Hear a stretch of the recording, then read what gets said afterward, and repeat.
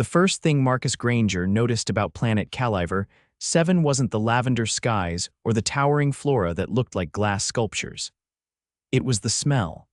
Acrid, metallic, and aggressive, the atmosphere stung his sinuses like someone had vaporized a scrapyard and set it on fire.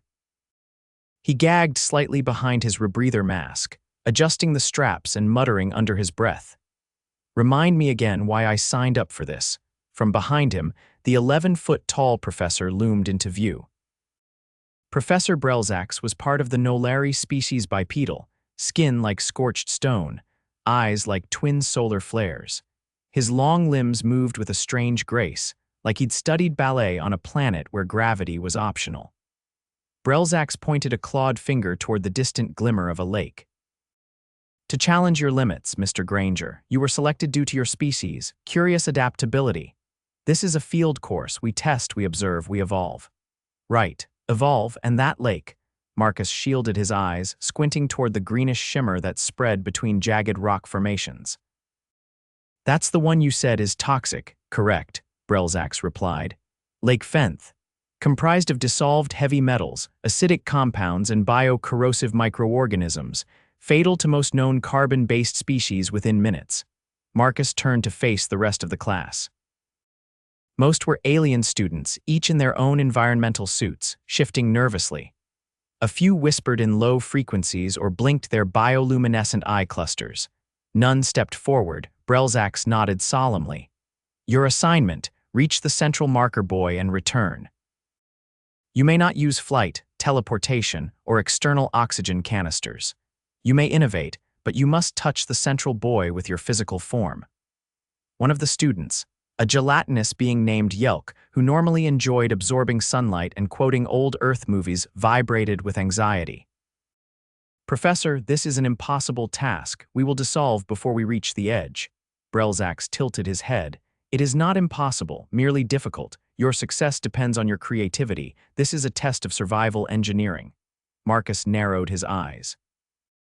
"Why the hell would you have a survival test where the main obstacle is dying?" Brelzax turned to him. "Because, Mr. Granger, the most valuable lessons are learned at the edge of mortality. You may abstain, of course, but you will fail the module." Marcus exhaled sharply. "Fine. But I'm not swimming in acid. I'll build something." "Excellent," Brelzax said. "You have 24 Earth hours. Begin now." Marcus trudged back toward the base camp, kicking a twisted hunk of metal as he walked. The encampment was little more than a series of prefabricated domes bolted to the volcanic rock. A recycling chute burped out a pile of discarded drone wings, cracked energy cells, and a tangle of carbon wire mesh. He crouched beside the heap and started pulling pieces free. "All right, think. This isn't a swim, it's a float. Trash into a raft. MacGyver would be proud." He started with a pair of broken excavation sleds, each about the size of a door panel. After peeling off the cracked control units, he bolted them together with heat-welded conduit. Then he layered scrap insulation foam between the panels, sealing it with thermal epoxy from his field kit. By hour 10, Marcus had something that looked like a sad canoe mated with a shopping cart. He reinforced the sides with mesh, strapped 2 hollow compression tanks to each flank for buoyancy, and salvaged a pair of steering sticks from a broken loader. "Not pretty, but it floats," he muttered. He dragged the contraption down the slope toward Lake Fenth, sweat soaking his collar despite the cooling circuits in his suit. The lake itself hissed like cola poured onto hot metal. Plumes of vapor curled into the air, eating away at the edges of nearby rock. 2 students had already attempted the challenge. One had tried to glide across using a hover disc. It lasted 30 seconds before the disc's plating corroded, and the student had to be pulled out with a magnet crane, unconscious and twitching. The other had tried to shield itself with a bubble membrane, which promptly ruptured like a soap film, leaving the student with burns over half its body. Marcus stared at the lake, then at his raft. "You're going to hate this, buddy," he told himself. He stepped onto the raft and pushed off. The moment the bottom touched the water, it sizzled. The hull trembled but didn't collapse. Marcus paddled slowly, moving toward the red buoy bobbing in the center. Halfway across, the left tank began to hiss. He leaned to the right to counterbalance, sweat now mixing with panic. Hold together, he muttered. Just a little farther. The raft groaned, metal creaking under the strain. The acidic spray licked the edges of the foam, eating away at the outer layers. Marcus fought to keep his hands from touching the mist directly, using his elbows to steer. 10 meters from the boy, the front panel cracked. "Come on," he shouted, lunging forward. He reached the boy just as the left side of the raft dipped into the water. Acid fumes filled his mask, and he choked, grabbing the boy and slapping his palm against the sensor pad embedded on its surface. The boy beeped. He turned the raft around, half of it now submerged. The return trip was slower. The hull buckled beneath him, and the foam insulation started to flake away in chunks. He paddled hard, ignoring the pain in his shoulders, the burning in his eyes. 3 meters from shore, the raft broke apart. Marcus flung himself forward, landing on the rocks with a wet thud. His boots smoked where the lake had touched them. He rolled onto his back, coughing, gasping for air. Brelzax stood above him, arms crossed. "Well done, Mr. Granger." "You have succeeded." "Yeah," Marcus wheezed. Barely is still success. Your raft lasted longer than anticipated. Your use of foam insulation was inspired, if rudimentary." Marcus sat up slowly. "Any chance the next test involves, I don't know, a puzzle or a group discussion?" "Unlikely," Brelzax replied. "Next week, we examine survival in vacuum." Marcus cursed under his breath and limped back to the medical dome. Inside, a nurse drone hovered over him, scanning his legs. "Acid exposure on lower extremities. Initiating neutralization protocol." The chemical wash burned like fire. Marcus gritted his teeth, gripping the edge of the cot until his knuckles turned white. "Damage assessment. Grade Roman 2 burns on feet and ankles," the drone chirped. "Muscular degradation at 10%. Initiating nerve regeneration therapy." "How long until I can walk again?" Marcus asked. "Estimate, 3 days with restricted load bearing. Full recovery in 7. "Great," Marcus muttered. Just in time to get sucked into open space. That night, while the others reviewed footage of his crossing, Marcus lay in bed staring at the ceiling. One of the alien students approached quietly Zern from the Myota species, who resembled a walking coil of vines. "You could have died," Zern said, sitting on the edge of the cot. "Yeah," Marcus replied, "but I didn't. I do not understand why you attempted it alone. Because nobody else was going to build a raft out of garbage." Zern tilted his head. "Your species. You adapt through destruction." Marcus chuckled weakly. "No, we just hate losing." Zern nodded thoughtfully and left. Marcus turned over, wincing as the bandages on his feet pulled against the burns. He closed his eyes, already dreading the next test. But somewhere in his pain-fogged mind, he was already thinking about vacuum suits, pressure seals, and the integrity of duct tape. Because failing wasn't an option. Not here. Not now. Marcus woke to the unmistakable sensation of a needle sliding into his hip. He flinched, muscles jerking against the cot's restraints. "Relax," the medical drone buzzed. "Pain management compound. Topical regeneration resumed." His mouth was dry, tongue thick like he'd been chewing on insulation foam. He turned his head slowly, eyes adjusting to the dim blue light of the med dome. A humming field of sterilization energy pulsed above, and a tray of empty vials clinked as the drone rotated its manipulator arms. "How long was I out?" 18 hours. "Your nervous system required sedation to stabilize autonomic responses." He pushed himself upright, wincing as the bandages pulled against the tender skin of his feet. The burns throbbed in a way that suggested his nerve endings were holding a grudge. A faint chemical scent clung to his skin, something between antiseptic and scorched rubber. "Don't suppose I missed next week's death trap?" "Negative." The drone's optic flickered. "Professor Brelzax has rescheduled the vacuum exposure module for 72 hours from now. You are cleared for limited mobility." Marcus swung his legs off the cot and hissed as his feet touched the floor. The polymer tiles were cool and oddly sticky from the decontamination coating. He stood slowly, balancing with the help of the cot frame. The outer airlock hissed open and Zern's vine-wrapped frame slithered through the doorway. "You are vertical," Zern observed. "Is this a human recovery ritual?" "It's called walking," Marcus grunted. "Kind of a thing we do when we're not being boiled alive." Zern extended a coil toward the med tray, gently nudging aside a stack of gauze packs. I came to inquire about your next method of surviving the professor's tasks. We are unfamiliar with your approach to vacuum resistance. I haven't figured it out yet, Marcus said, limping toward the supply cabinet. But if I'm going to be shoved into space without a suit, I'll need more than duct tape and optimism. Zern's tendrils twitched. Most of us rely on pressurized exoshells with adaptive shielding. They are not permitted, of course, so we are revising our strategies. Marcus dug through a bin of expired field medkits, pulling out a roll of sealant gel and a packet of self-hardening foam. You guys ever try layering compound membranes with thermal expansion buffers? Zern paused. No, that sounds extremely unstable. Perfect, Marcus muttered, stuffing the materials into a satchel. Later that cycle, the students gathered in the fabrication dome, a spacious, hexagonal structure filled with modular printers, raw material bins, and a few battered workbenches. The air smelled faintly of melted plastic and ozone.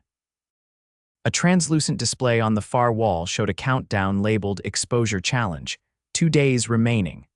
Marcus sat hunched over a table, sketching on a strip of carbon paper with a grease pencil. Around him, alien students whispered or chittered among themselves, occasionally glancing over. He didn't look up when Yelk approached, the gelatinous student's form wobbling slightly with each motion. I reviewed footage of your raft, Yelk said, voice warm and oddly musical. Your construction methods were deeply inefficient. Thanks, Marcus said. I'll make sure to build a better acid barge next time. Yelk's surface quivered. I meant it as admiration. Inefficiency that succeeds is preferable to elegance that fails. I have been considering your psychological state. Humans appear to tolerate high-risk failure scenarios without collapse. Marcus scratched out a section of his diagram and read through it. We collapse all the time. Screaming into a pillow is practically a sport back home. Yelk absorbed that in silence, then gestured at the diagram. What are you building? A suit, sort of. He tapped the drawing. I'm using discarded cooling sleeves, wrapping them in aerogel fabric from the printer, then layering that with mylar strips from the solar panels and sealing the whole thing with heat-molded resin. Add emergency oxygen packs and some very optimistic welding, and I might last 20 seconds. 20 seconds is insufficient, Yelk said. It's enough to reach the beacon and hit the sensor. That's the rule, right? Yelk's surface darkened briefly in what Marcus had come to recognize as concern. Have you considered the pressure differential? Yeah, that's the part I'm ignoring. Yelk studied him closely. You are either extremely brave or catastrophically unwell. Why not both? By the end of the next day, the suit stood propped against the wall like a scarecrow prepared for re-entry. It was ugly lopsided, patched with mismatched materials, and covered in adhesive scars, but it held pressure when tested inside the vacuum chamber. Barely. Marcus sat on the floor beside it, chewing on a protein bar that tasted like chalk and regret. His hands were raw from heat sealing, and there was a fresh burn on his forearm from a resin spill. Do you ever rest? Came a voice from behind. He turned to see Locke, a thin, insectile student with a carapace that shimmered faintly under the dome lights. Not unless I'm unconscious, Marcus said. I have entered dormancy 3 times during your construction cycle. Marcus nodded toward the suit. You got a design. I attempted to reconfigure atmospheric conversion gel into a skin-tight seal, but it reacted poorly with my hemolymph. Sounds like a bad date. Locke tilted his head. I do not understand. Never mind. The test arrived with no fanfare. Just a tone over the comms and the soft flicker of red lights along the corridor walls.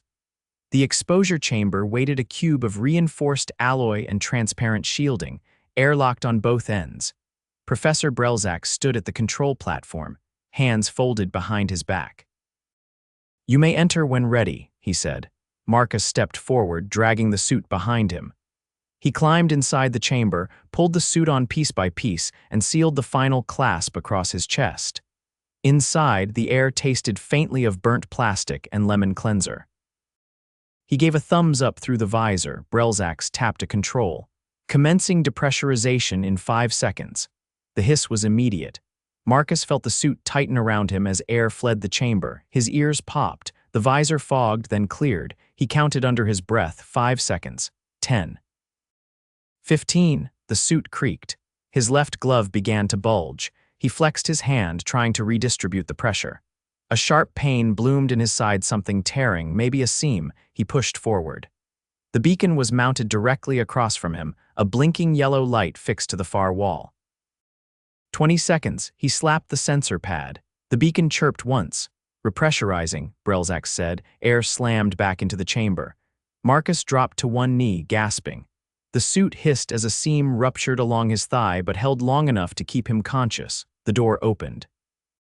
He staggered out, head pounding, vision swimming. Vitals deteriorating, the drone at the med station announced.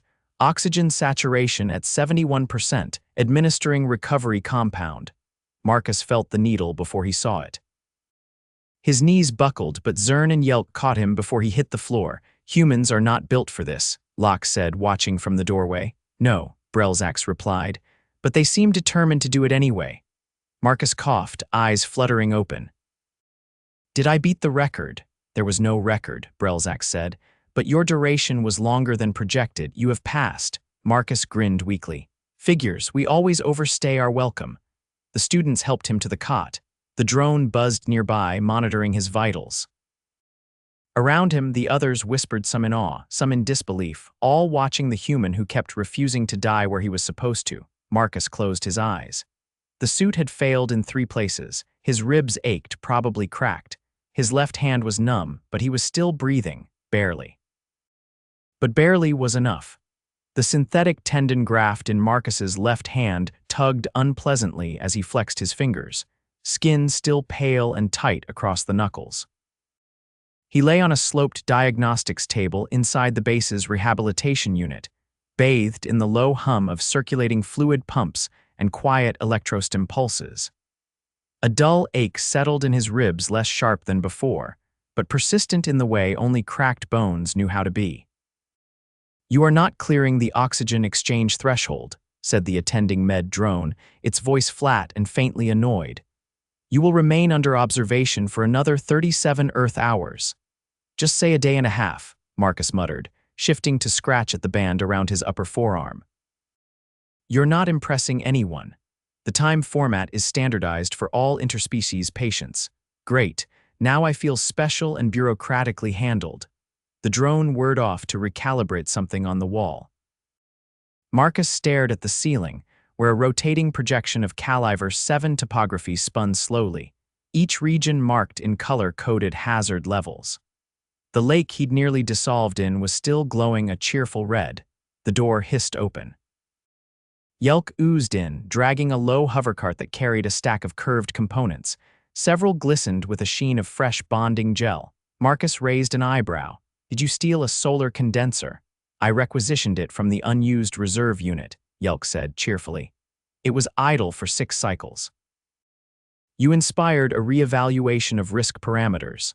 I'm flattered. I think. I am attempting to construct a thermal dispersal rig that can withstand the next environmental challenge. I hypothesize that continuous adaptation, rather than optimization, is the human model. Marcus sat up a little. Sort of. We patch, we guess, we try again. If it explodes, we just try not to be standing too close next time.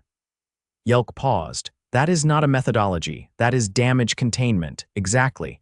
The slime-like student made a contemplative ripple across its surface.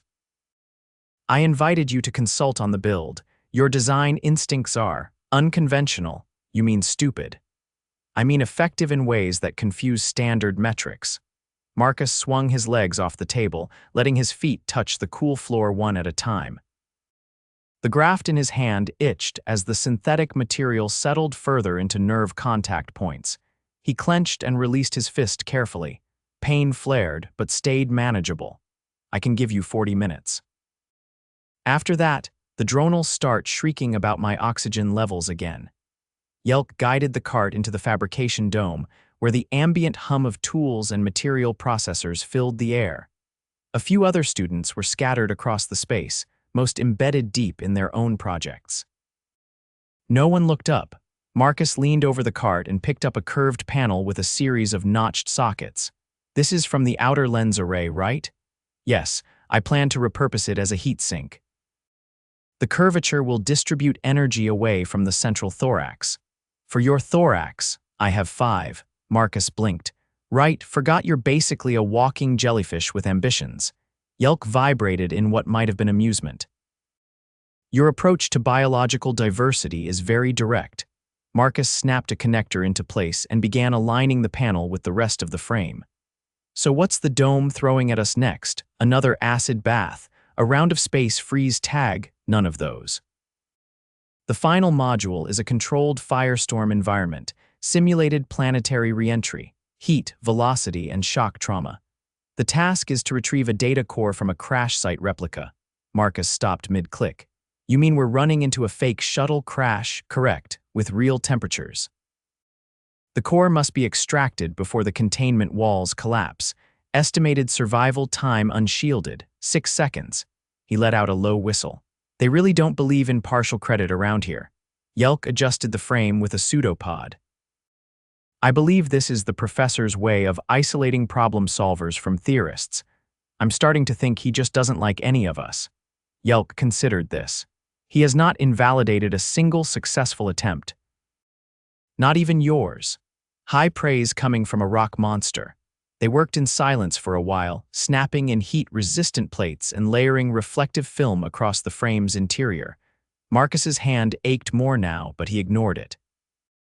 The motion kept his mind from spiraling into the familiar pit of what-ifs that always followed a brush with death. Why'd you come to this program? He asked, not looking up. I was ejected from Myata Scientific Council, Yelk said without hesitation. My risk thresholds were deemed unacceptable. Marcus grinned. So you were too reckless for a species made of goo. I prefer to think of it as experimental bravery. Well, that makes 2 of us. 2 days later, the firestorm chamber stood like a dormant volcano at the edge of the training complex. Its outer plating was blackened from previous tests, and the surrounding rock had been scorched into glassy streaks. A heat shimmer hung permanently in the air. Marcus stood beside Yelk, both wearing their freshly assembled rigs. Marcus's suit was patched with new insulation, the outer layer reflecting faint orange light even before the chamber activated. His repaired hand was wrapped in a reinforced glove, the fingers slightly stiff. Professor Brelzax stood at the control console, flanked by 2 observer drones. You may begin when ready, he said, gesturing toward the chamber's entrance. Yelk extended a tendril toward Marcus. I propose we retrieve the core together. Marcus hesitated. You sure if one of us goes down, the other might not make it? Then we make it together, Yelk replied simply. They entered the chamber. The door sealed with a hiss, and the temperature inside began to rise instantly. The floor vibrated as simulated impact quakes triggered. Flames erupted along designated paths controlled by embedded emitters. A siren blared. Marcus ducked, shielding his eyes as a wave of heat rolled past.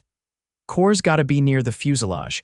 Yelk surged forward, absorbing minor impacts with his outer membrane. Marcus followed, boots skidding slightly on scorched metal. The crash site replica gleamed ahead, half embedded in the chamber wall, smoke curling from its edges. Left panel, Marcus shouted. That's access. Yelk struck it with 2 hardened limbs, peeling it back.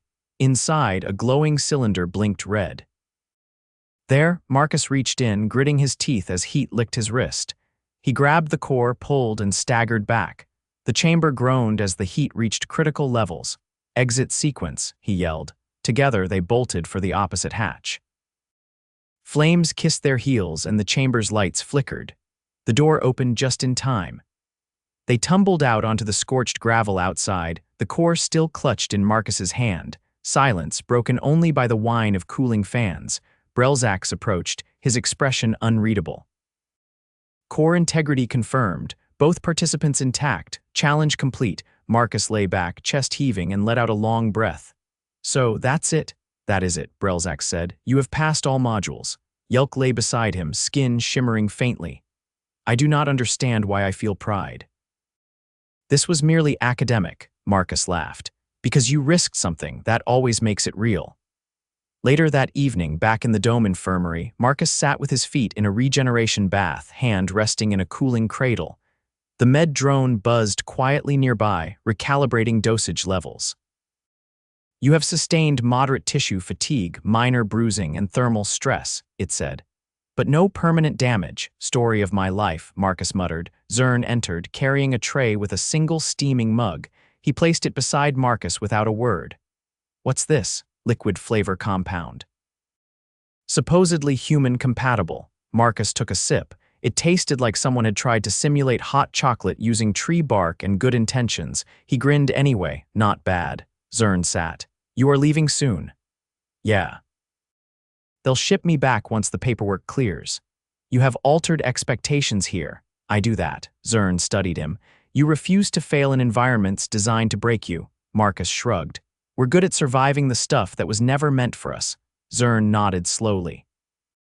"Then perhaps you were never uninvited, only unexpected." Marcus leaned back, letting the warmth from the mug settle into his chest. He'd come to survive. Somehow, he'd built more than just rafts and suits and emergency fixes. He'd built a place here, one impossible test at a time. And now, there was nothing left to prove.